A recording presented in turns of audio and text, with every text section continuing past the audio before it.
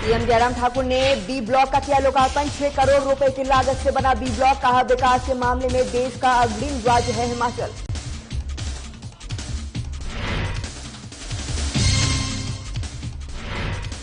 सस्ता राशन नहीं मिलने पर उपायुक्त कार्यालय के बाहर प्रदर्शन। नागरिक सभा ने उपायुक्त को सौंपा ज्ञापन। सीएलपी नेता ने कहा, डिम्पो को बंद कराना सरकार का गलत फैसला। युवा कांग्रेस कार्यकर्ताओं ने विधानसभा के बाहर की रैली। कार्यकर्ताओं और पुलिस के बीच हुई हाथापाई में कई कार्यकर्ता हुए घायल।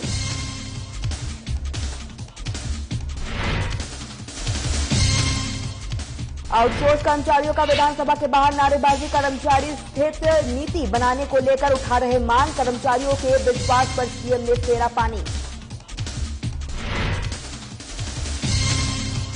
और परिवहन विभाग चला रहा सड़क सुरक्षा जागरूकता कार्यक्रम। संगीत के माध्यम से किया जा रहा जागरूक। आम लोगों को बताया गया सुरक्षा का महत्व।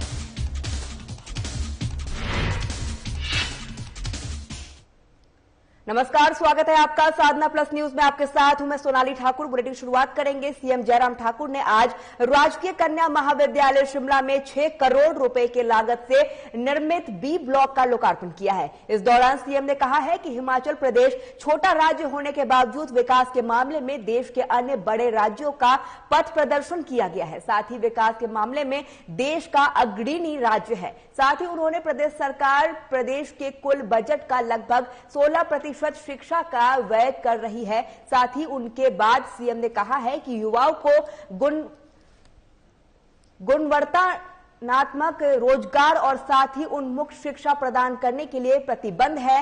राज्य के ग्रामीण क्षेत्रों में शिक्षा की अधोसंरचना के दृष्टिगत पर विशेष बल दिया जा रहा है।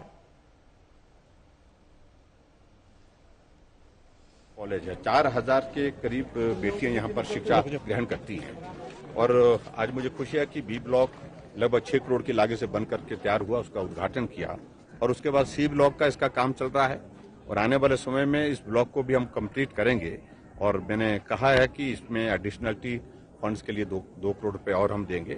एक मल्टीपर्पज हॉल के लिए बात कही है बच्चों ने और यहाँ के प्रिंसिपल के साथ सारी टीम ने, तो उसके लिए भी हमने कहा कि उसको भी बनाएंगे। और रिपेयर के लिए जो साइंस ब्लॉक यहाँ पर है उसके लिए भी मैंने कहा कि 40 लाख लगभग उसमें खर्च आ जाए। हाँ जी, और के लिए भी हम पैसा देंगे। इतना में क्या सर, कैबिनेट की बैठक भी थी आज, कर्मचारी इंतजार भी करते और सर 15% जो वृद्धि का जो तीसरा ऑप्शन था सर उसको भी आज मंजूरी दे दी है कैबिनेट। देखिए, वो सारा चल रहा है, उस पर बार बार कहना उचित नहीं है। हमने बहुत बेहतर ढंग से कोशिश की है कि जितना भी जो हमारा पंजाब फाइनेंस कमीशन की जो लायबिलिटी हमारे ऊपर आती है उसमें उसको कर्मचारी तक उसी रूप में पहुंचाए ताकि उनको ज्यादा से ज्यादा लाभ मिल सके। हिमाचल प्रदेश के आउटसोर्स कर्मचारियों ने सैकड़ों की संख्या में विधानसभा आकर जोरदार नारेबाजी की है।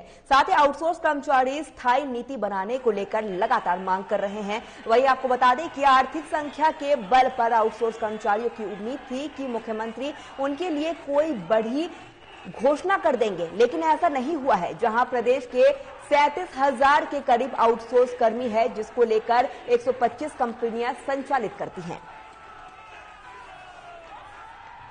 हमने एक चीज को लेकर के एक गंभीर और ईमानदार प्रयत्न किया उस दिशा में, जो हमारे आउटसोर्स कर्मचारी हैं उनके मसलों को समझा जाए, उनके मसलों का समाधान किया जाए, उस दृष्टि से हमने प्रयत्न किया है। आज हजारों की संख्या में वो नौजवान आए हैं और हमने कमेटी कॉन्स्टिट्यूट की है। हम बाकी स्टेट के लोगों का भी सारी डिटेल ले रहे हैं क्या क्या है वहां पर, और वहां पर उसके पश्चात इस बात को भी सुनिश्चित कर रहे हैं कि इनके लिए जीवन में कुछ ऐसी व्यवस्था जहां भविष्य इनके ठीक हो, अच्छे हो, उस बात को सुनिश्चित करने के लिए हम क्या मदद कर सकते हैं। जो कमेटी है, कमेटी के पास सुझाव दें और सुझाव के माध्यम से हम आगे बढ़ करके उस दिशा में जाएं। सर, युवा कांग्रेस ने भी बहुत सारी बातों को लेकर प्रदर्शन किया और वो भी सरकार पे बड़ी सारी, वो तो कहेंगे ही। वो देखिए, वो उस पार्टी के लोग हैं जो पार्टी पूरे देश भर में खत्म हुई। उनको इस बात को समझना चाहिए कि कांग्रेस पूरे देश में समापन की ओर बढ़ रही है और ऐसी स्थिति में बहुत बड़ी बातें ना।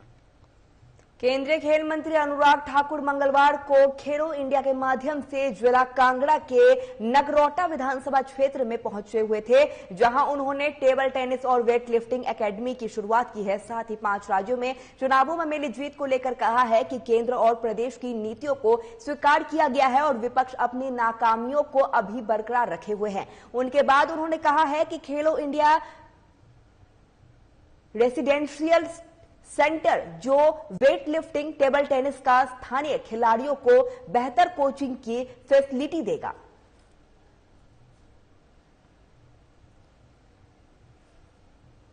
खेलो India residential centre weight lifting और टेबल टेनिस का, जहां एक और स्थानीय खिलाड़ियों को एक अवसर देगा, बेहतर कोचिंग का, बेहतर रेजिडेंशियल फैसिलिटीज का।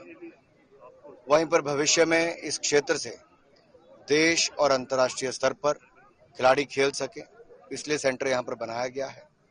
और खेलो इंडिया का कल्पना ही माननीय प्रधानमंत्री जी की ये है कि देश भर में ऐसे हजारों सेंटर्स खोले जाएं ताकि ग्रामीण क्षेत्रों से जो प्रतिभाएं हैं उनको निखारा जा सके, उनको तराश कर आगे पहुंचाने का अवसर हो।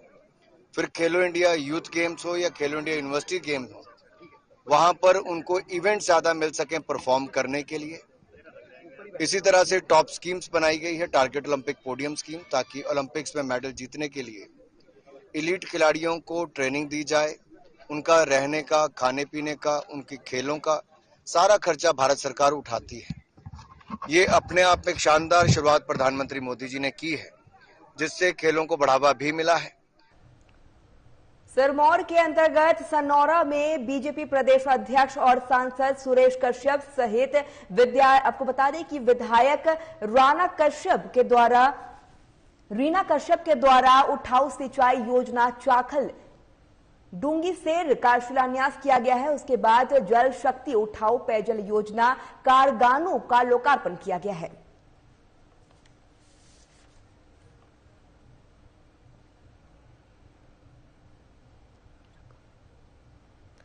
नागरिक सभा ने आज डिपुओं में सस्ता राशन नहीं मिलने और बंद पड़े डिपुओं को फिर से खोलने की मांग को लेकर उपायुक्त कार्यालय के बाहर प्रदर्शन किया है। वही प्रदर्शन में बाद नागरिक सभा के उपायुक्त को ज्ञापन सौंपा गया है। वही उसके बाद पूर्व महापौर और सीपीएम नेता संजय चौहान ने बताया है कि सरकार की मनमानी आम आदमी पर भारी पड़ रही है। वर्तमान में महंगाई तेजी से बढ़ती जा रही है, लेकिन गरीब आदमी के लिए 2 वक्त की रोटी जुटाना भी मुश्किल हो रहा है। ऐसे में डिपो का बंद करना सरकार का एक गलत फैसला है।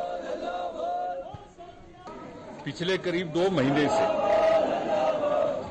जो दशकों से नाबा के अंदर सार्वजनिक वितरण प्रणाली के तहत जो डिपो चलता था, उसको जो है सरकार के द्वारा बंद कर दिया गया है।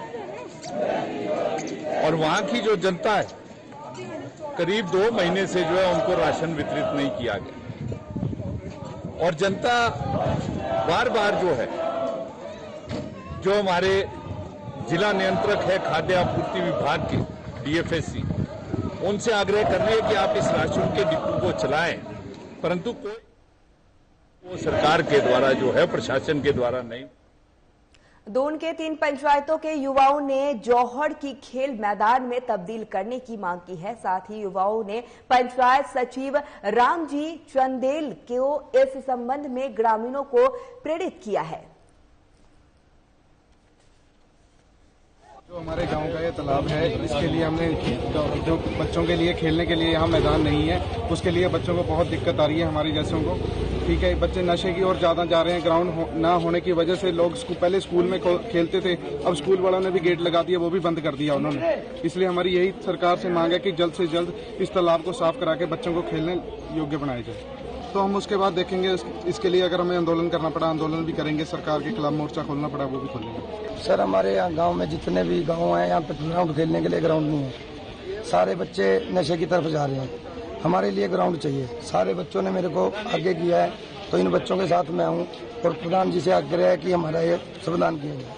क्या दिक्कत आ रही है इस ग्राउंड के लिए? सर, ग्राउंड में पानी बहुत है और यहाँ पे डस्टबिन भी नहीं है, कुछ नहीं है, कूड़ादान, मच्छर, बहुत दिक्कतें आ रही हैं। गंदगी बहुत ज्यादा है। कोई आ रहा है, सामने दिखाई दे रहा है जी, इकट्ठे होकर यहाँ पे हड़ताल करेंगे। विधानसभा के बाहर युवा कांग्रेस की आक्रोश रैली के दौरान कार्यकर्ता और पुलिस के बीच हाथापाई की कई कार्यकर्ताओं को चोट आई है। साथ ही इस दौरान लगभग 30 कार्यकर्ताओं पर मामले दर्ज किए गए हैं। वहीं मामले में युवा कांग्रेस के प्रदेश कार्यकारिणी अध्यक्ष यदुपति ठाकुर ने कहा है कि बेरोजगारी महंगाई को लेकर युवा कांग्रेस कार्यकर्ता विधानसभा के बाहर प्रदर्शन कर रहे थे। इस दौरान कार्यकर्ता विधानसभा का भी घेराव करने के लिए आए हुए थे।